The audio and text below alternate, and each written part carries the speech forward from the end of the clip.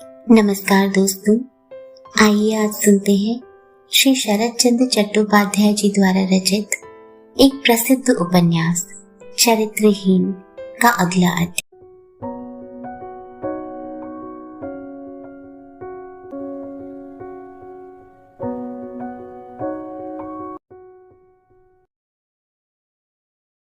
शैया बिछाते बिछाते किरण में उसी के एक छोर पर बैठ गई और म्लान करुण स्वर में बोली, यह क्या तुम्हारी नौकरी या व्यवसाय है लाला जी कि मालिक की मर्जी के ऊपर या दुकान की खरीद बिक्री के ऊपर सफलता विफलता निर्भर करेगी?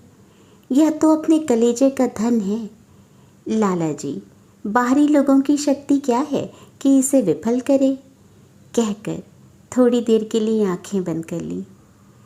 दिवाकर भक्ति से विनम्र चित्त से उस सुंदर मुंह की ओर ताकता हुआ धीरे धीरे बोला, अच्छा भाभी, तुम क्या आंखें बंद करते ही हृदय में अपने स्वामी का मुंह देख पाती हो? किरणमयी आंख से देखकर मानो कुछ चकित होकर बोली, स्वामी का? देख क्यों नहीं पाती भैया? मेरे यथार्थ स्वामी हैं, वह रात दिन मेरे इसी स्थान पर हैं। इतना कहकर उंगली से अपनी छाती की ओर इशारा कर दिया। दिवाकर ने उसकी बात को सरल ढंग से ग्रहण करते हुए विनम्र स्वर में कहा, किंतु इस तरह देखने में लाभ क्या है भाभी? तुम तो ठाकुर देवता को भी नहीं मानती, इह लोक परलोक को भी स्वीकार नहीं करती, तब मरने के बाद उनके पास कैसे जाओगी? किरणमयी ने कहा, मरने के बाद मैं किसी के भी पास नहीं जाना चाहती लाला जी। कहीं किसी के पास नहीं, बिल्कुल अकेली रहना चाहती हो? कहकर दिवाकर मानो हतबुद्धि हो देखता रह गया और उसका सवाल सुनकर किरणमयी भी कुछ देर के लिए अवाक हो गई, किंतु दूसरे ही क्षण जोर लगाकर हंसती हुई बोली, किंतु जब तब तुम मेरी अपनी कहानी इतना क्यों सुनना चाहते हो? बताओ तो लाला जी। क्या जाने भाभी, परंतु मुझे सुनने की बड़ी इच्छा होती है। किरणमयी ने बिछौने पर चादर बिछाने के बहाने मुंह फिराकर कहा, मैं एक आदमी के पास जाना चाहती हूँ, किंतु वह मरण के उस पार नहीं, इसी पार है। दिवाकर ने कहा, किंतु वह तो मरण के उस पार चले गए हैं, इस पार किस तरह उन्हें पाओगी? किरणमयी ने हंसकर कहा, मेरे वह अभी भी इसी पार हैं। अब तक चली भी जाती, केवल क्या भाभी? यदि एक बार भी जान लेती कि वह मुझे चाहते हैं या नहीं। दिवाकर ने पुनः विस्मित होकर कहा, कौन है इस पार? कैसे पता पाओगी कि वह तुम्हें चाहते हैं या नहीं? यह सब तुम क्या कह रही हो भाभी? क्षण भर के लिए किरणमयी के मुंह पर एक मलिन छाया आई, किंतु दूसरे ही क्षण वह दूर हो गई और फिर उसका सारा मुख उज्जवल हो उठा। उसने बनावटी गुस्से के स्वर में कहा, तुम तो बड़े दुष्ट हो लाला जी, खुद तो मुंह खोलकर कुछ कहना नहीं चाहते, सिर्फ मेरे मुंह से 100 बार सुनना चाहते हो। जाओ, उनकी खबर मैं तुम्हें ना दे सकूंगी। इतना कह मुंह को ज़रा आड़ में करके दबी दबी हंसी हंसने लगी। दिवाकर ने वह हंसी देख ली और एक अज्ञात आवेग से उसकी छाती तेजी से धड़कने लगी। कुछ संभल कर बोला, मेरी और क्या बात है भाभी कि मुंह खोलकर तुमसे कहूँ? किरणमयी लौट कर खड़ी हो गई और बोली, इतना करके इतने दिनों तक जो कुछ सिखलाया, क्या वह सब व्यर्थ गया? एक बार अपनी छाती पर हाथ रख कर देखो कि एक भयानक बात वहाँ द्रुत गति से घूम फिर रही है या नहीं। सच बोलो। दिवाकर ने मंत्रमुग्ध की भांति कहा, कौन सी बात? तुमने क्या सिखाया? किरणमयी ने कहा, तुमने तो अवाक कर दिया लाला जी, इसी उम्र में क्या अभिनय करना सीख लिया है? किंतु तुम्हारे मुंह खोलकर कहे बिना मैं भी ना कहूँगी। फिर चाहे ऐसा करने में मेरी छाती फटे या तुम्हारी फट जाए। कहकर हठात नज़दीक आ दिवाकर की ठुड्डी पर हाथ रख दिया और एक बार उसे ठुनकी देकर कमरे से तेजी से बाहर चली गई। दिवाकर स्तब्ध होकर बैठा रहा। किरणमयी ने अभी तक उससे कितनी ही बार, कितने ही प्रकार का परिहास किया, हजारों बार, हजारों बहाने से स्पर्श किया है, किंतु आज का यह परिहास, यह स्पर्श उसके कान के अंदर से होकर अंग अंग की स्नायुओं शिराओं में मानो प्रज्वलित विद्युत प्रवाह संचारित कर गया। अपनी देह के प्रत्येक रक्त बिंदु में इतना आश्चर्यजनक वेग उसने कभी अनुभव नहीं किया था। बहुत दिनों बाद आज फिर संध्या के समय अघोरमयी मोहल्ले की कई बूढ़ी स्त्रियों के साथ काली घाट काली का दर्शन करने गई थी। बात यह तय हुई थी कि माँ की आरती होने के बाद कुछ रात में घर लौटेंगी। रात के प्रायः 8 बजे हैं। दिवाकर अपने बिछौने पर चुपचाप पड़ा है। उसके सिरहाने मिट्टी का एक दिया टिम टिम करता जल रहा है। इस धुंधले आलोक में वह इससे पहले दुर्गेश नंदिनी पुस्तक पढ़ रहा था। उसी जगह उसे मुंह पर रखकर वह शायद मन ही मन उस आयशा के बारे में ही सोच रहा है। किरणमयी ने कमरे में आकर पूछा, छोटे देवर जी, क्या नींद नहीं आ रही है? दिवाकर ने मुंह पर किताब हटाए बिना ही कहा, नहीं, सिर बहुत दर्द कर रहा है। किरणमयी ने हंसकर कहा, ऐसा होने पर तो अच्छी विशेष चिकित्सा होगी। सिर पर प्रकाश जलाए रखने से भी दर्द नहीं जाता लाला जी। दिवाकर बोला, किताब कल ही वापस कर देनी होगी, इसलिए उसे समाप्त कर रहा हूँ। किरणमयी ने कहा, आंखें बंद करके आयशा का विचार करने से किताब नहीं खत्म होगी भाई, आंखें खोलकर पढ़ना होगा। न हो तो उसे खा पीकर ख़त्म करना। इस समय चलो, खाना ठंडा हुआ जा रहा है। दिवाकर की उठने की इच्छा न थी। उसने थकावट भरे अनुनय के स्वर में कहा, अभी रहने दो भाभी, मौसी आ जाए उसके बाद ही खाऊंगा। किरणमयी ने कहा, वह कब तक आएंगी इसका क्या ठीक है लाला जी। आज मेरा खुद का शरीर भी अच्छा नहीं है। सोचती हूँ उनके कमरे में भोजन रखकर ढक दूँ और ज़रा सो लूँ। उठो, तुम्हें खाना परोस दूँ। इतना कहकर वह पास आ गई और किताब दिवाकर के मुंह पर से उठा ली। पास ही दिवाकर का लोहे का ट्रंक रखा था। किरणमयी लौटकर उसके ऊपर बैठ गई और फिर से कहा, उठ जाओ ना। मेरी उठने की इच्छा नहीं हो रही है भाभी। इससे अच्छा तो यही होगा कि तुम कुछ गपशप लगाओ, मैं सुनूं। सिर्फ गपशप सुनने से तो पेट भरेगा नहीं लाला जी, समय पर खाना भी पड़ेगा। क्या कहते हो? दिवाकर ने क्षण भर चुप रहकर कहा, अच्छा भाभी, मेरे नहाने, खाने, सोने के विषय में तुम इतना सिरदर्द क्यों मोल लेती हो? किरणमयी ने हंसते मुंह से कहा, क्या नहीं जानते? बिना कहे कैसे जानूंगा? तुम्हारी यह बात तो झूठी है भाई, ना कहने पर भी जाना जाता है, और तुम भी ठीक तरह से जानते हो। दिवाकर का मुंह, नयन सब लज्जा से लाल हो उठे। वह कुछ देर तक चुपचाप पड़ा रहा, फिर न जाने कैसे एक उदास करुण स्वर में बोला, अच्छा भाभी, एक बात पूछता हूँ। एक ही क्यों भैया, 100 बातें पूछो, किंतु पहले खा पीकर मुझे छुट्टी दे दो। उसके बाद न होगा तो सारी रात बैठकर तुम्हारी बातों का जवाब दूंगी। क्यों, राज़ी हो? कहकर वह हंसने लगी। दिवाकर ने इस परिहास के बदले जवाब देने का प्रयास करते हुए बनावटी सहानुभूति के स्वर में कहा, अच्छा तो है भाभी, तुम समझती हो कि इस कठिन बक्से पर बैठकर तुम सारी रात मेरी बातों का जवाब दोगी? किरणमयी मुस्कुराई, बोली, इस पर बैठने पर यदि तुम्हें व्यथा होगी लाला जी, तो ना होगा तुम्हारे नरम बिछौने पर ही उठकर बैठ जाऊंगी। क्यों, वैसा होने पर तो क्षोभ न रह जाएगा? फिर दिवाकर के कानों की जड़ तक लाल हो उठी। वह हमारे शर्म के करवट लेकर सो गया। किरणमयी उठ आकर बोली, भले ना उठो, मुझे छुट्टी दो, फिर करवट लेकर सोने की ज़रूरत ना पड़ेगी। ऊपर आकर अघोरमयी ने तीव्र कंठ से पुकारा, कहाँ हो? एक बार बाहर निकलो ना बहू, यह उपेन आया है। अंधेरे घर के भीतर बैठी किरणमयी का कलेजा धक से हो गया और बिछौने के अंदर दिवाकर का सारा शरीर शिथिल और बर्फ जैसा ठंडा हो गया। अघोरमयी ने फिर पुकारा, कहाँ चली गई? कोई चटाई वटाई बिछा दो बहू, उपेन खड़ा है ना। किरणमयी ने बाहर आकर बरामदे में एक चटाई डाल दी। उसके मुंह से सहसा कोई बात बाहर नहीं निकली। उपेन ने पास आकर प्रणाम करके कहा, अच्छी तो हो भाभी।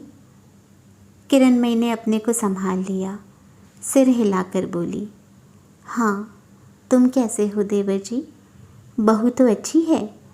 खबर दिए बिना अचानक कैसे आ गए? किंतु कंठ स्वर सुनकर उपेंद्र चकित हो गए, जैसे गले में कहीं लेश मात्र भी रस ना हो, ऐसा शुष्क, ऐसा विरस। उपेंद्र ने कहा, मुवक्किल के पैसों की आशा में भाभी, फिर कल शाम को ही लौट जाना होगा। कालीघाट में प्रयोजन के बाद बाहर निकलते ही देखता हूँ कि मौसी है। तब से साथ साथ ही घूमता रहा हूँ। दिवाकर का क्या हाल है बताओ तो? वह ना तो चिट्ठी पत्री लिखता है, ना कोई खबर देता है। शायद घूमने गया है। किरणमयी ने कहा, सिर दर्द की बात कहकर लेट गए हैं। क्या जानूं, शायद सो गए हों। अघोरमयी का मिजाज आज ठीक नहीं था। एक तो जब बहू का दोष दिखाई देता हो तब वैसा सुअवसर वह कभी हाथ से जाने नहीं देती थी। फिर दिवाकर से भी उसका चित्त प्रसन्न नहीं था। सुबह उसे साथ लेकर कालीघाट जाना चाहती थी, किंतु काम के मारे दिवाकर ने अस्वीकार कर दिया था। वह तेज आवाज में बोली, अभी तो तुम उसी के कमरे से निकल कर आ रही हो बहू, किंतु यह भी नहीं मालूम कि वह सो रहा है या नहीं। नहीं जानती, कहकर किरणमयी ने सास की ओर विषैली नजर डाली। उपेंद्र ने जोर से आवाज दी, दिवाकर। वह जग ही रहा था, इस बुलाहट की उपेक्षा नहीं कर सका। धीरे धीरे बाहर आकर खड़ा हो गया। प्रणाम करके अस्फुट स्वर में बोला, कब आए दादा? सवेरे। क्या तुम्हारे सिर में दर्द है? मामूली सा है। अघोरमयी ने गुस्से के साथ कहा, सिर दर्द ना करेगा बेटा। पहले तो तुम चाहे जैसे हो घूम फिर आते थे, अब घर के बाहर ही नहीं निकलते। सुबह कहा, देवू मेरे साथ ज़रा काली बाड़ी चल तो बेटा। नहीं मौसी, मुझे काम है, कहकर टाल दिया। भला बताओ तो भैया कि तुम्हें क्या काम था? दिवाकर चुप खड़ा रहा। उपेंद्र ने पूछा, चिट्ठी पत्री लिखना भी बंद कर रखा है। किस कॉलेज में दाखिला हुआ? दिवाकर ने मीठे स्वर में कहा, कॉलेज खुलने पर ही दाखिला होगा, अभी नहीं हुआ। खुलने पर ही दाखिला होगा, अभी नहीं हुआ। असह्य क्रोध से उपेंद्र की दोनों आंखें आग की भांति जल उठी। 16-17 दिन से अधिक हुए, सब कॉलेज खुल गए, तुझे इसकी भी खबर नहीं है? दिवाकर का मुंह कागज की तरह सफ़ेद पड़ गया। अघोरमयी बहुत विरक्त होकर कहने लगी, कैसे पता होगा उपेन? दोनों रात दिन गपशप, हंसी मजाक, फुसफुस, ना जाने क्या क्या करते रहते हैं। वही जाने। मैंने बार बार कहा, बहू वह पराई का लड़का है, लिखने पढ़ने के लिए आया है, उसके साथ आठों पहर यह सब क्यों? भले हो वह देवर, जवान लड़के के सामने बहू क्या कुछ भी लाजवाज ना करेगी, पर वह क्या किसी की बात सुनती है? फिर उपेंद्र की ओर देखती हुई बोली, तू बैठा है उपेंद्र, इसीलिए चुप है, नहीं तो अब तक मेरे बाल मुट्ठी में पकड़ लेती। ऐसी है मेरी बहू। मैं कसम खाकर कह सकती हूँ उपेन, सारा दोष इसी हतभागिनी का है। किरणमयी पास ही खड़ी थी, उसने एक भी बात का जवाब नहीं दिया। धीरे धीरे रसोई घर की ओर चली गई। सुनो, उपेन दिन भर का भूखा है। किरणमयी लौटकर खड़ी हो गई और बिल्कुल सहज स्वर में बोली, उसी के लिए तो जा रही हूँ माँ। फिर उपेंद्र को लक्ष्य करके कहा, भागना नहीं देवर जी, मुझे कुछ पूड़ियाँ उतार कर लाने में 10 मिनट से ज़्यादा न लगेंगे। फिर स्तब्ध मूर्छित प्राय दिवाकर से कहा, छोटे लाला जी, तुम्हें भी चलो कुछ खाने को दे दूँ, रसोई घर में आओ। माँ, दासी को ज़रा दुकान तक भेज दो, देवर जी के लिए कुछ मिठाई खरीद लाएं। उपेंद्र चुपचाप उठ आकर निर्दिष्ट आसन पर बैठ गए। किरणमयी ने पास ही फर्श पर बैठते हुए कहा, आज जो कुछ बन सका है उसे ही थोड़ा खा लो देवर जी, ज़्यादा कुछ करने में व्यर्थ ज़्यादा रात हो जाती। उपेंद्र ने मुंह उठाकर देखा। धुंधले आलोक में उसका मुंह पत्थर की भांति कठिन दिखाई पड़ रहा था। भोजन की थाली एक ओर हटाकर कहा, भाभी, खाने के लिए तो यही यथेष्ट था, किंतु मैं खाने के लिए नहीं आया, आपके साथ एकांत में 2 बातें करने आया हूँ।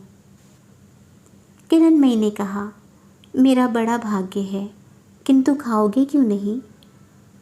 उपेंद्र क्षण भर टकटकी लगाए देखते रहे। उनका कठिन मुंह और कठिन दिखाई पड़ने लगा। कहा, तुम्हारे हाथ का छुआ खाने में आज मुझे घृणा होती है। किरणमयी चुप सिर झुकाए बैठी रही। बहुत देर के बाद मुंह उठाकर धीरे धीरे बोली, ऐसा है तो खाने की ज़रूरत नहीं। फिर कुछ देर तक सिर झुकाकर चुप रहने के बाद मुंह उठाकर कुछ हंसी, बोली, घृणा होने की बात है, किंतु कभी सोचा नहीं था कि तुम्हारे मुंह से ऐसी बात सुनूंगी। सिर्फ एक ही आदमी था जो घृणा से थाली हटा दे सकता था, वह था सतीश। तुम वैसे नहीं हो देवर जी। उपेंद्र ने अंदर का दुर्निवार क्रोध जी जान से दबाकर कहा, भाभी, तुम्हें याद दिला देता हूँ कि आज भी मेरी सुरबाला जीवित है। वह कहती है कि जो मुझे एक बार प्यार कर चुका है उसकी शक्ति नहीं कि वह दूसरे किसी को प्यार करे। मैंने सिर्फ इसी भरोसे दिवा को तुम्हारे हाथ सौंप दिया था। सोचा था इन सब विषयों में सुरबाला से कभी भूल नहीं हो सकती। बात पूरी होने के पहले ही किरणमयी अचानक दोनों हाथ उठाकर बोली, रुको देवर जी, भूल उनसे हुई है, तुमसे नहीं। ऐसी बात पर तुमने इस तरह निसंशय कैसे विश्वास कर लिया? उपेंद्र ने हठात उठ खड़े होकर कहा, रात होती जा रही है, मेरे पास बहस करने का समय नहीं है।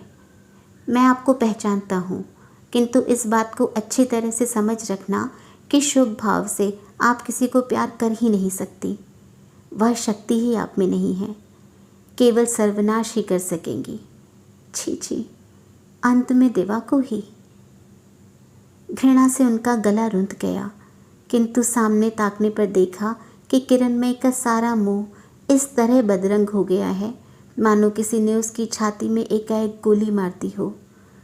दरवाजे के बाहर खड़ी होकर अघोरमयी ने पूछा, खाना हो गया भैया उपेन? नहीं मौसी, खाया नहीं, तबीयत ज़्यादा ख़राब मालूम होती है। तबीयत खराब है? क्या बात हुई? अगर ऐसी बात है तो ना हो यहीं सो जाओ, मत जाओ। नहीं मौसी, मुझे जाना ही होगा, कहकर उपेन बाहर निकल आए। दिवाकर के कमरे के सामने आकर पुकारा, दिवा। दिवाकर दीपक बुझाकर लेट गया था। उसके हृदय की बात केवल अंतर्यामी ही जानते थे। अस्फुट स्वर में हुंकारी दे कांपते पांवों से बाहर आकर खड़ा हो गया। उपेन ने कहा, अपना बक्स बिस्तरा बांध ले, मेरे साथ ही चलना होगा। अघोरमयी विस्मित और परेशान होकर बोली, यह क्या उपेन, रात में लड़का कहाँ जाएगा? मेरे साथ जाएगा, उसकी चिंता क्यों मौसी? ले रे, जल्द ठीक कर ले, मैं गाड़ी बुला लाता हूँ। लाला जी। यह समझकर कि रात बीत गई और सवेरा हो गया है, दिवाकर चौंक कर उठ बैठा। देखा ठीक सामने किरणमयी खड़ी है। दिवाकर ने चौंक कर कहा, यह क्या भाभी, तुम? हाँ लाला जी, मैं ही हूँ, कहकर किरणमयी विह्वल दिवाकर की छाती के ऊपर औंधी हो पड़ गई। बोली, लाला जी, मुझे छोड़कर तुम चले जाओगे? देखती हूँ कैसे जाते हो। जवाब में दिवाकर एक बात भी न कह सका, सिर्फ उसकी आंखें भर आईं। किरणमयी उठ बैठी और आंचल से उसकी आंखें पोंछकर बोली, छी, रोते क्यों हो भाई? भाभी, मैं निरुपाय हूँ। छोटे दादा ने आज सुबह ही मुझे चले जाने के लिए कहा है। उपेंद्र के नाम मात्र से किरणमयी क्रोध से अंधी होकर बोली, कौन छोटे दादा? कौन है वह? वह क्या मेरी अपेक्षा भी तुम्हारे अधिक अपने हैं? तुमको देख ना पाने पर क्या उनकी छाती फटती है? नहीं लाला जी, संसार में किसी की मजाल नहीं है कि वह हमें अलग कर सके। बाहर गाड़ी खड़ी है, चलो हम चले। कहाँ भाभी? जहाँ मैं ले चलूँ वहीं लाला जी। अच्छा चलो, कहकर दिवाकर उठने को तैयार हो गया। एक बार उसके मन में आया मानो वह अभी जगा नहीं है, नींद में स्वप्न देख रहा है, किंतु दूसरे ही क्षण किरणमयी का अनुसरण करते हुए धीरे धीरे बाहर आ खड़ा हुआ।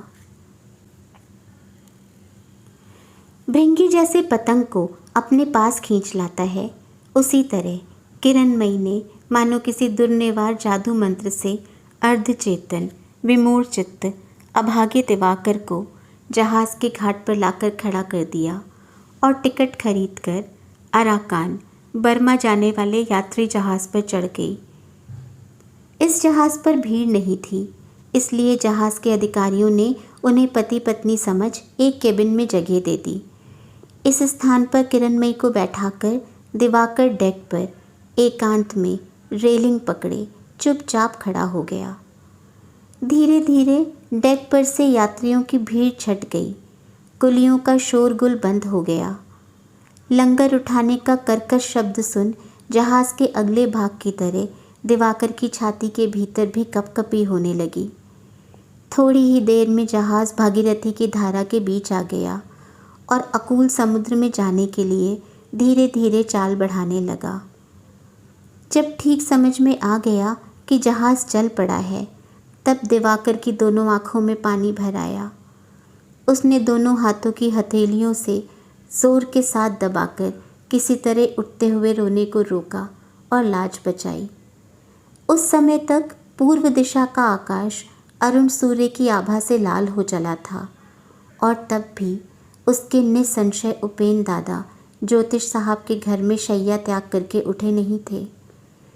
भागने के लिए घर से बाहर आने तक जो भीषण अव्यक्त ग्लानि दिवाकर के मन में जमा हो रही थी, वह अंत में कितनी कुत्सित और निदारुण है। इस समय उसकी आंखों के सामने वह दृश्य स्पष्ट हो गया। एक भद्र गृहस्थ की बहू को कुल के बाहर वह ना जाने किस अनजाने देश में लिए जा रहा है। ऐसा असंभव कांड उसके हृदय में अभी तक सचमुच आश्रय नहीं पा सका है। उसकी शिक्षा, संस्कार, चरित्र, स्कूल, कॉलेज, देश, बंधु बांधव और सबके ऊपर उसके पिता तुल्य उपेंद्र दादा, इन सब से वह किस प्रकार निर्मम भाव से अलग होता जा रहा है, इसका ज्ञान उसे उस समय हुआ जब उसने देखा कि जहाज़ सचमुच चल पड़ा है। अपने उपेंद्र दादा के आगे वह आज भी बच्चे की तरह है। उन्हीं उपेंद्र दादा के मन का भाव इस संवाद को सुनकर कैसा हो जाएगा, इसका ध्यान आते ही उसे ऐसा लगा मानो उसकी छाती की धड़कन बंद हो गई है। वह उसी जगह दोनों घुटनों के बीच सर रखकर बैठ गया और क्षण भर में ही उसकी आंखों से झरझर आंसू गिरने लगे। ऐसे ही समय किरणमयी उसके बगल में आकर खड़ी हो गई और सिर पर हाथ रखकर स्नेहार्द स्वर में बोली, लाला जी, एक बार कमरे में तो चलो। बड़ी कोशिश के बाद बहुत देर में जब उसकी आंखों के आंसू सूख गए, तब दिवाकर सिर नीचा किए किए उठा और धीरे धीरे किरणमयी का अनुसरण करता हुआ केबिन में आ उपस्थित हुआ। किरणमयी ने दरवाज़ा बंद कर लिया और दिवाकर को अपने बगल में बैठाकर उसके दोनों हाथ अपने हाथ में ले मुंह की ओर देखती हुई बड़े ही करुण स्वर में बोली, रोते क्यों हो भाई? सवाल सुनकर दिवाकर की आंखों से फिर आंसू गिरने लगे। किरणमयी ने आंचल से आंसुओं को पोंछते हुए कहा, लाला जी, सच सच बताओ कि तुम मुझे प्रेम करते हो या नहीं। दिवाकर कुछ भी नहीं कह सका, बिल्कुल बच्चों की तरह व्याकुल होकर रोने लगा। किरणमयी ने उसका आंसुओं से भीगा मुख अपनी छाती पर खींचकर दबा लिया और उसके सिर पर धीरे धीरे उंगली फेरती हुई बिना बोले ही सांत्वना देने लगी। इस तरह बहुत देर बीत गई। बहुत देर बाद दिवाकर की अश्रुधारा अपने आप ही सूख गई और वह पहले की अपेक्षा कुछ सुस्त होकर उठ बैठा और कुछ न कहकर दरवाज़ा खोलकर धीरे धीरे बाहर चला गया। दिवाकर रेलिंग के पास एक कुर्सी खींच लाकर फिर बैठ गया। कुछ देर बाद फिर केबिन से पुकार हुई। किरणमयी ने कहा, बहुत देर हो गई है, स्नान कराओ, तब तक मैं तुम्हारे भोजन का बंदोबस्त करती हूँ। इस बीच उसने स्वयं स्नान कर लिया था और पीठ के ऊपर गीले बाल बिखराए केबिन के फर्श पर बैठी हांडी का मुंह खोलकर कुछ खाद्य सामग्रियों के जमा खर्च का हिसाब कर रही थी। रात में नौकरानी से उसने सब कुछ मंगवा लिया था। दिवाकर ने जवाब दिया, तुम खाओ, मुझे ज़रा भी भूख नहीं है भाभी। किरणमयी ने मुंह उठाकर देखा, बोली, यह नहीं होगा, तुम्हारे न खाने पर मैं भी न खा सकूंगी। अब तुम ही मेरे सर्वस्व हो, तुम्हें खिलाए बिना मैं किसी तरह न खा सकूंगी। बात सुनकर दिवाकर लज्जा से मर गया और कोई बात ना कहकर बाहर जाने लगा। किरणमयी उसे पकड़कर बोली, यह चक्रव्यूह है लाला जी, भागकर कहाँ जाओगे? इसमें घुसने का रास्ता है, बाहर निकलने की राह क्या सभी जानते हैं? यदि ऐसी ही इच्छा थी तो यह विद्या तुम अपने उपेंद्र दादा के पास से सीखकर क्यों नहीं आए? फिर कुछ देर मौन रखकर बोली, यह कोई तमाशा नहीं है लाला जी, तुम मुझे छोड़कर जा नहीं सकते। स्नान कर लो और आकर कुछ खाओ, उसके बाद रेलिंग पकड़े पकड़े जितनी इच्छा हो रो लेना, मैं आपत्ति नहीं करूँगी। किंतु लाला जी, इतना कहे रखती हूँ कि इसके बाद आँखों से आंसू गिराने की बहुत ज़रूरत पड़ेगी। उसे इस तरह खर्च ना करो कि बाद में अफसोस करना पड़े। दिवाकर ने जवाब नहीं दिया। आने वाले दिनों के इस निष्ठुरतम परिणाम के इशारे को सिर झुकाकर ग्रहण कर लिया और स्नान करने के लिए चुपचाप बाहर हो गया। सूने केबिन में किरणमयी भी स्तब्ध बैठी रही। उसके व्यंग विद्रूप का शूल सिर्फ दिवाकर को ही नहीं चुभा, वह 1000 गुना होकर अपनी छाती में भी लौट आया। बिना नहाए बिना खाए ही दिवाकर डेक की आराम कुर्सी पर पड़कर ऊँघने लगा। जल्द ही सो गया। किसी के कोमल हाथों के स्पर्श से उसका ध्यान उचट गया। सिर घुमाकर देखा, किरणमयी है। किरणमयी ने कहा, क्या हुआ है लाला जी, तुमने क्या मृत्यु का प्रण लेकर अनशन रख रखा है? दिवाकर ने उत्तर नहीं दिया, चुप्पी ही साधे रहा। किरणमयी ने थोड़ी देर उत्तर की राह देखी, फिर कमरे में चलो कहकर बलपूर्वक उसे केबिन में ले आई और फर्श पर बिछी शैया पर बैठकर कहा, यदि कुछ नहीं समझते तो इतना तो समझो कि सैकड़ों रुदन से भी जहाज़ तुम्हें देश को लौटाकर नहीं ले जाएगा। न खाकर सूख सूख कर मर जाने पर भी नहीं, सागर के जल में कूद पड़ने पर भी नहीं। अराकान तो तुम्हें जाना ही होगा, तब क्यों व्यर्थ अपने को सुखाकर मुझे भी सुखा रहे हो? जो दूँ उसे खाते चलो, उसके बाद जब अराकान पहुँच जाओ तो खुशी हो उतर जाना और जब खुशी हो लौट आना। तुम्हारी कसम खाकर कहती हूँ लाला जी, मैं रोकूंगी नहीं। कहते कहते किरणमयी का कंठस्वर उग्र हो गया और पिपासा तुर दोनों आँखें आग की तरह जलने लगी। दिवाकर मुंह उठाकर मुग्ध की तरह देखता ही रह गया।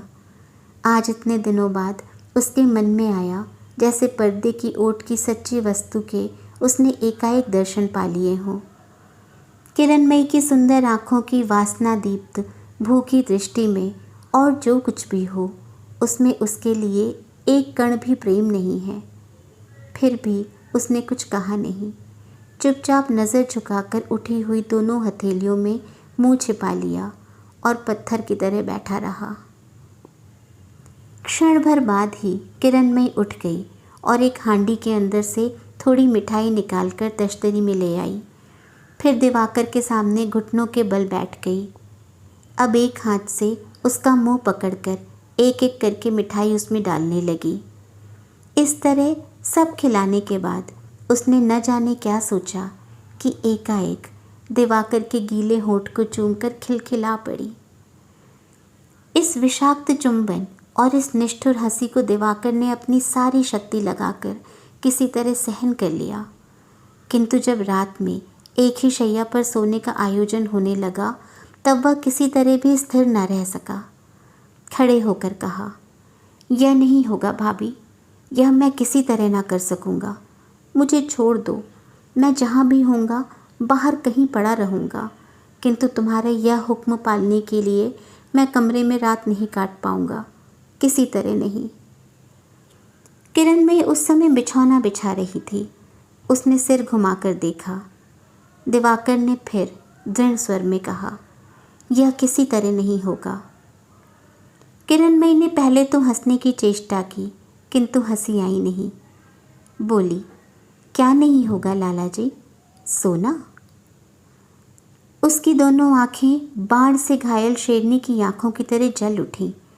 उसने दांतों को दांतों से दबाते हुए धीरे धीरे कहा, तुम क्या समझते हो कि सारा अपराध मेरे सिर पर मढ़कर अच्छे भले आदमियों की तरह देश लौट जाकर अपने उपेंद्र दादा के पांव छूकर और कसम खाकर कह दोगे कि तुम साधु हो और तुम्हारे उपेंद्र दादा सिर ऊंचा करके चलेंगे? यह नहीं होगा लाला जी, मेरी सब बातें समझ नहीं पाओगे, समझने का प्रयोजन भी नहीं है। तुम साधु हो या ना हो उसकी मैं चिंता नहीं करती, किंतु अपराध के बोझ से जब मेरा सिर झुक जाएगा तब तुम्हारे उपेंद्र दादा को भी सिर ऊंचा करके चलने लायक मैं किसी तरह न रहने दूंगी, यह तुम निश्चित समझ रखना। इतना कहकर पुनः वह शैया ठीक करने लगी और पास ही गद्दी लगे बेंच पर दिवाकर सिर नीचा करके बैठा रहा। रात को दोनों पास पास सोए। अदृष्ट के चक्र से जैसे सब कुछ दान करने के बाद हरिश्चंद्र ने चांडाल के हाथ में अपने को समर्पित कर दिया था, उसी प्रकार घृणा से दिवाकर ने किरणमयी की शैया पर आत्मसमर्पण कर दिया था। किंतु यह वितृष्णा किरणमयी से छिपी न रह सकी। सारी रात उसके तंद्राच्छन्न दोनों कानों में किसी का अस्फुट रोदन प्रवाह की तरह आकर पहुंचने लगा और उसी के बीच बीच में किसी का क्रुद्ध दीर्घ श्वास रह रहकर गरज उठने लगा। भोर में एक धक्का लगने से वह एकाएक जग गया। तब मालूम हुआ कि बाहर बड़े वेग से आंधी चल रही है और जहाज़ तेज़ी से हिल रहा है। आँख खोलकर देखा, उसकी छाती पर किरणमयी का कोमल बायां हाथ निद्रित काल सर्प की तरह पड़ा हुआ है। कहीं जागकर उठने पर काट न ले, इसी डर से उसने उठने का साहस नहीं किया। फिर से आंखें बंद करके पड़ा रहा। कुछ ही देर बाद वितृष्णा ने दिवाकर को ठेलकर उठा दिया और उसने किरणमयी के बंधन से अपने को बलपूर्वक मुक्त कर लिया और किसी तरह कमरे के बाहर निकल गया। बाहर कम होती हुई आंधी के दबे रोदन को भेद कर ऊपर जहाज पर बाहर का घंटा बज उठा। डेक की एक कुर्सी पर छाती में लंबी सांस छिपाए दिवाकर चुप बैठा था। हठात दबे गले से पुकार आई, लाला जी। दिवाकर चौंक पड़ा, तुरंत जवाब दिया, क्या है भाभी? किरणमयी ने कहा, तुम लौट ही जाओ। दिवाकर ने जोर देकर कहा, किसी तरह नहीं। किरणमयी ने कहा, नहीं क्यों? बिना समझे एक गलती कर डाली, अब समझते हुए भी उसका प्रतिकार न करोगे तो पाप का बोझ बढ़ता ही जाएगा। मैं तो उसकी जरूरत देखती नहीं लाला जी। दिवाकर ने कहा, तुम नहीं देखती पर मैं तो देखता हूँ। इसके सिवा क्या लौट जाने मात्र से पाप का बोझ उतर जाएगा भाभी? किरणमयी ने कहा। अभी उतर जाएगा यह तो नहीं कहती, किंतु 2 दिन बाद तो उतर जाएगा। दिवाकर ने मृदु स्वर में पूछा। किंतु जाऊंगा कहाँ? किरणमयी ने कहा, अपने घर, आत्मियों, स्वजनों के पास, अपने उपेन दादा के पास। सब कुछ तो तुम्हारा है। दिवाकर कुछ देर चुप रहने के बाद बोला, जो कुछ मेरा बता रही हो यह कुछ भी मेरा नहीं है, यह बात तुम जानती भी हो। है सिर्फ उपेन दादा, किंतु उन्हें क्या तुम पहचानती नहीं? उन्हीं के पास मुझे लौट जाने को कहती हो भाभी? हाँ, उन्हीं के पास लौट जाने को कहती हूँ। दिवाकर थोड़ी देर के लिए चुप हो गया। उसके बाद धीरे धीरे बोला, समझता था कि तुम उन्हें पहचानती हो, किंतु नहीं, नहीं पहचानती। मैं ही उन्हें पहचानता हूँ ऐसा भी नहीं है। शायद ठीक तरह से उन्हें पहचाना ही नहीं जा सकता, किंतु शिशुकाल से उन्हीं की देख रेख में बड़ा होने के कारण इतना समझ सका हूँ कि इसके बाद उनके सामने जाकर खड़े होने की अपेक्षा मेरे लिए आग में कूद पड़ना ज्यादा सरल है। हठात किरणमयी चकित हो उठी। दिवाकर के मुंह की ओर देखती हुई बोली, क्यों, क्या वह इतने निष्ठुर हैं? दोष तुम्हारा नहीं है। यह बात समझाकर कह देने के बाद ही क्या वह तुम्हें दंड देंगे? यह तो किसी तरह संभव नहीं लगता लाला जी। किरणमयी के आकस्मिक उत्साह की ओर दिवाकर का ध्यान नहीं गया। दीवार पर जो रोशनी जल रही थी उस ओर देखते हुए अनमने के समान धीरे धीरे बोला, उन्हें कोई बात समझाकर कहनी नहीं पड़ती। न जाने कैसे वह सब कुछ जान जाते हैं। निश्चय ही तुम्हारी तरह मैं यह नहीं सोच सकता कि मेरा दोष नहीं है, किंतु यदि तुम्हारी बात ही ठीक है, यदि सचमुच मैं निर्दोष हूं, तो जिस दिन भी उनके सामने जाकर खड़ा हो जाऊंगा उसी दिन वह जान जाएंगे, किंतु खड़ा हो न सकूंगा। तुमने दंड की बात कही थी, कैसे जानूंगा भाभी कि वह दंड देंगे? आज तक कभी उन्होंने मुझे दंड दिया नहीं। आगे वह बोल नहीं सका।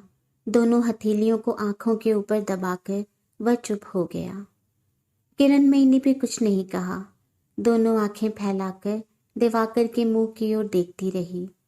उसके हृदय में जो विप्लव हो रहा था उसे सिर्फ अंतर्यामी ही जानते थे। कुछ देर बाद ही दिवाकर अत्यंत व्यथित स्वर में कहने लगा, कल तुमने कहा कि उपेन दादा का सिर नीचा कर दूंगा।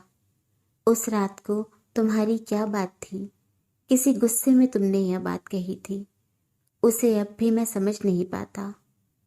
तुम्हारा हेतु तो कुछ ना कुछ रहा ही होगा, किंतु कारण जो भी हो, उस सिर को नीचे झुकाने में कितना बड़ा दुख है। यदि इसे जानती तो ऐसी बात मुंह से न निकालती। इसके अलावा यदि वह सिर झुक ही गया तो फिर किस तरफ देखकर कभी हम अपना सिर ऊंचा कर सकेंगे? तुम वह चेष्टा ना करो। जब तक वह स्वयं झुककर हम लोगों की ओर नहीं देखते, तब तक उनका सिर नीचा करने की क्षमता संसार में किसी की भी नहीं है भाभी। मेरी इस बात को सत्य समझकर विश्वास करो। भोर में कब दिवाकर शैया छोड़कर बाहर निकल गया। निद्रा मग्न किरणमयी को इसका पता भी नहीं लगा। इसलिए नींद टूटते ही वह दिवाकर के लिए बेचैन हो उठी। कल रात को बात बात में किरणमयी को अनेक बातें मालूम हुई थी। दिवाकर सचमुच ही कितना निस्सहाय है और उसके लिए अपने उपेन दादा से विच्छिन्न हो जाना कैसी मर्मांतक दुर्घटना है, इसे निसंशय अच्छी तरह समझ लेने के बाद किरणमयी अपने नारी हृदय के एकांत अंतस्थल में जरा भी शांति नहीं पा रही थी। इस सरल, विनीत, सत्यवादी और सच्चरित्र युवक को उसके जीवन के प्रारंभ में ही अकारण स्थान भ्रष्ट कर देने का अपराध नींद में भी उसे बींध रहा था। इसीलिए नींद टूटते ही एक नवीन स्नेह के साथ, वेदना के साथ, निरपराध अभागे की ओर पहली बार ही मुंह फेर कर देखा। दिवाकर नहीं है। उठकर बाहर आई पर दिखाई न पड़ा। इस बीच किरणमयी उत्कंठित होकर प्रतीक्षा कर रही थी, किंतु आज इस उत्कंठा में भी बहुत दूर से आने वाली मीठी सुगंध के समान एक अस्पष्ट आनंद का आभास पाकर उसका हृदय पुलकित हो रहा था। वही अत्यंत तुच्छ दिवाकर जिसे उसने किसी दिन प्यार नहीं किया, किसी दिन प्यार कर नहीं सकी, बुद्धि विपाक से अब उसी की गृहस्थी चलानी होगी, प्रेम का अभिनय करना होगा। जहाज में चढ़ने तक यह धिक्कार भीतर ही भीतर मानो उसे पागल करता जा रहा था। अकेले घर में बैठी निश्वास छोड़कर बार बार वह यही बात कहने लगी, अब मुझे भय नहीं है, मुझे कोई भय नहीं है। जिसे प्रेम न कर सकूंगी, स्नेह देकर उसके भी मन की कालिमा को बहुत कुछ दूर कर सकूंगी। किंतु एक भय उसके मन में डंक मारने लगा। बाद में अग्नि का प्रलोभन संवरण न कर सकने के कारण किसी दिन दिवाकर कहीं पतंग की भांति जल मरने को न तैयार हो जाए। वह इस बात से अपरिचित नहीं है कि उसके रूप के आकर्षण में कैसी दुर्निवार शक्ति है। तभी कहीं से दिवाकर ने सूखा मुरझाया मुंह लिए केबिन में प्रवेश किया। उसे देखते ही किरणमय के दुस्वप्न की अंधियारी एक क्षण में कट गई। उसने स्नेहयुक्त हंसी मुंह को उज्जवल करके तिरस्कार के स्वर में कहा, लाला जी, बताओ तो बात क्या है? कहाँ फिर रहे हो? क्या खाना पीना नहीं होगा? अच्छे लड़के हो भाई। उसका ऐसा कंठस्वर इतने दिनों बाद सुनकर दिवाकर चकित हो उठा। अकस्मात ऐसा लगा कि मानो कितने ही हजार वर्षों से भाभी का ऐसा कंठस्वर सुना नहीं था। इस स्वर में विद्वेष व्यंग की ज्वाला नहीं है, वह निश्चित रूप से स्नेह की वेदना से कोमल है। मनुष्य के कान ऐसी जगह भूल नहीं कर सकते, न जाने कैसे उसे पहचान लेते हैं। दिवाकर अभिभूत की भांति चुप हो रहा। किरणमयी ने फिर मृदु हंसी हंसकर कहा, जरा सुनो तो कि सुबह से अभी तक थे कहाँ? दिवाकर ने धीरे धीरे कहा, नीचे। नीचे? इतनी देर तक नीचे क्यों बैठे रहे? लगता है एक बार ऊपर आकर मुंह में कुछ डालने के बाद जाने की भी फुर्सत तुम्हें नहीं मिली। किरणमयी ने फिर से पूछा, क्या कर रहे थे नीचे? उसके मुंह पर बड़ी बहन की वही निर्मल स्नेह की हंसी है, कंठ में प्यार का वही अनुरोध है जिसे पहली बार कलकत्ता आने पर उसी के पास दिवाकर ने प्राप्त कर अपने को कृतार्थ समझा था। आनंद के मारे उसकी आंखों में जल भर आने को हुआ, जिसे किसी तरह रोककर उसने कहा, भाभी, नीचे एक सज्जन बंगाली परिवार के साथ अराकान जा रहे हैं, उनके पास वहां काफी घर है। किरणमयी ने उत्सुक होकर कहा, कहते क्या हो लाला जी? दिवाकर ने कहा, सच कहता हूं भाभी, वे लोग बड़े अच्छे मालूम पड़ते हैं। किरणमयी बीच में ही बोल उठी, ऐसा है तब तो हम लोग जाकर उन्हीं के घर ठहर सकते हैं। उनके परिवार के साथ मेरी जान पहचान नहीं करा सकते? दिवाकर ने खुश होकर कहा, क्यों नहीं करा सकता? बाड़ी वाली तो खुद कह रही थी कि तुम्हारे साथ एक बार। किरणमयी ने विस्मित होकर पूछा, यह बाड़ी वाली कौन है लाला जी? दिवाकर ने कामिनी का संक्षिप्त परिचय देकर कहा, हरीश बाबू यही कहकर अपनी स्त्री को पुकारते हैं, एक मकान है ना उनका। सुनकर किरणमयी मौन रही, कारण इस बाड़ी वाले शब्द के बारे में इससे पहले ही वह कलकत्ता में अपनी महरी के मुख से सुन चुकी थी कि ये बाड़ी वालियां किस उद्देश्य से घर रखती हैं, और यह भी कि उनमें से कोई भली गृहिणियां नहीं है। इसीलिए दिवाकर जब उसे साथ लेकर यहाँ जाने के लिए तैयार हुआ तो किरणमयी ने जरा हंसकर स्निग्ध स्वर में कहा, वे लोग ठीक आदमी तो हैं लाला जी। दिवाकर ने तुरंत सिर हिलाकर जोश के साथ कहा, वे विचित्र आदमी है भाभी, एक बातचीत होते ही। किरणमयी बोली, ना हो, आज रहने दो लाला जी, और किसी दिन। दिवाकर सिर हिलाकर बोल उठा, नहीं भाभी, तुम्हारे पांव पड़ता हूं, वे लोग तो अभी आना चाहते थे, जब उनके घर जाकर ठहरना होगा तो जाता हूँ भाभी, उन्हें बुलाने। कहकर दिवाकर प्रायः अधीर होकर खड़ा हुआ और साथ ही साथ उसकी आंखों, मुंह और कंठ के अंदर से फूटकर निकलती छोटे भाई की स्नेह धारा उसकी भूल को मानो जलता शूल बनाकर किरणमयी के हृदय में बींध गई। एकाएक प्रबल बाष्पोच्छ्वास से उसका कंठ तक मानो फेनिल हो उठा और उमड़ते आंसुओं को छिपाकर किरणमयी ने मुंह फिरा इसी तरह कहा, अच्छा तब जाओ। बात सच है कि किसी अज्ञात अपरिचित स्थानों में जाते हुए राह में मित्र लाभ कम भागी की बात नहीं है। अंत में यही सोचकर उसने दिवाकर के व्यग्र अनुरोध को स्वीकार कर लिया। किंतु वह जब सचमुच उन्हें बुलाकर लाने के लिए तेजी से बाहर चला गया, तब अपनी स्थिति की बात याद कर किरणमयी को मन में बड़ी लज्जा लगने लगी। जो आएगी वह बंगाली स्त्री ठहरी, उसकी उम्र बीत रही है। क्या जाने उसकी आंखों को धोखा देना संभव होगा या नहीं। दिवाकर की तुलना में उसकी अपनी उम्र भी स्वामी स्त्री के हिसाब से ऐसी है कि बंगाली समाज में वह चौंकाने वाली है। सिर्फ इसी बात को याद कर किरणमयी कुंठावश संकुचित हो उठी। थोड़ी ही देर में दिवाकर के पीछे पीछे बाड़ी वाली आ उपस्थित हुई। उसकी ओर देखते ही किरणमयी समझ गई कि वह भले घर की स्त्री नहीं है। जो कलकत्ता में दासी का काम करके रहती है उन्हीं में से एक है। उसकी छाती पर से एक बोझा उतर गया। हंसते हुए कहा, आओ बैठो। रूप देखकर बाड़ी वाली थोड़ी देर अभिभूत हो खड़ी रही। बाद में गले में आंचल डालकर झुककर प्रणाम किया और ड्योढ़ी के पास बैठ गई। बोली। बाबू के मुंह से सुनकर बाड़ी वाले ने कहा, जाओ बाड़ी वाली, ब्राह्मणी माँ को एक बार नमस्कार कराओ। यह ठीक है कि तुम कुदेश में जा रही हो बहू माँ, किंतु ऐसे बेटे बेटी कोई नहीं है कि कामनी बाड़ी के मकान पर आकर चू भी कर जाए। झाड़ू से सारा जहर झाड़ दूंगी ना। कहकर झाड़ू के अभाव में सिर्फ हाथ ही ऊंचा करके रह गई।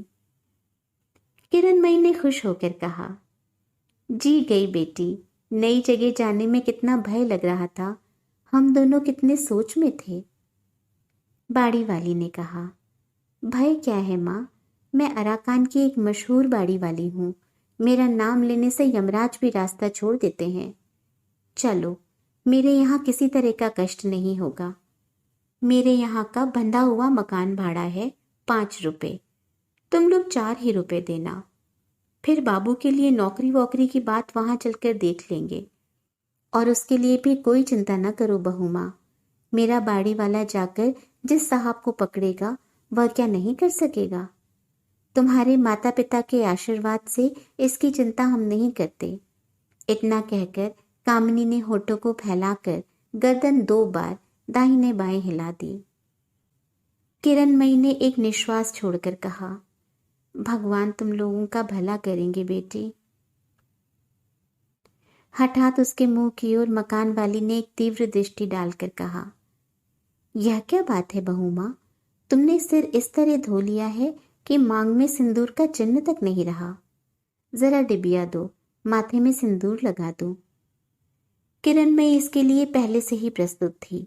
बायां हाथ दिखाकर कहा, नहीं बेटी, सिर धोने के कारण ऐसा नहीं है। मेरा चूड़ा और सिंदूर 1 साल से माँ काली के चरणों में बांध रखा गया है। पिछले साल बाबू के प्राणों की आशा नहीं रही थी। चूड़ा सिंदूर बांध रखने से उन्हें किसी तरह बचा पाई हूँ माँ। कहकर उसने एक लंबी सांस फेंककर आड़ से दिवाकर की ओर देखा कि उसका मुंह लज्जा और कुंठा से एकदम पीला पड़ गया है। तभी तो कहती हूँ माँ, कहकर बाड़ी वाली ने सहानुभूति प्रकट करते हुए कहा, हमारे अराकान में भी काली बाड़ी है। पहुंचते ही कुछ पूजा अर्चना करके चूड़ा सिंदूर छुड़ा लेना, नहीं तो 5 प्राणी 5 तरह की बात सोचेंगे। अराकान जैसी वाहियात जगह तीनों लोक में दूसरी नहीं है। सिर्फ हम लोगों के भय से ही जो कुछ शासन है, नहीं तो। किरणमयी ने हंसते हुए कहा, सिर्फ यही एक बात तो बाबू के साथ 2 दिन से हो रही है। उन्होंने तुम्हारी कितनी तारीफ की है, उसे तुम्हारे सामने क्या कहूँ। जहाज पर चढ़ने के बाद से दोनों आदमी भय के मारे मरे जा रहे थे बेटी, कि क्या होगा। सो भगवान, बात पूरी नहीं होने पाई। भय क्या है माँ, कहकर और अभयदान देकर बाड़ी वाली अपनी तारीफ के पुल बांधने में पंचमुखी हो उठी और देखते देखते दोनों के बीच घर गृहस्थी के सुख दुख की बातें ऐसी जम गई कि देखकर कोई भला कह सकता था कि अभी 10 मिनट पहले तक दोनों का परस्पर लेश मात्र भी परिचय नहीं था। दिवाकर पास ही कुर्सी पर जो आकर बैठा तो फिर उठा ही नहीं।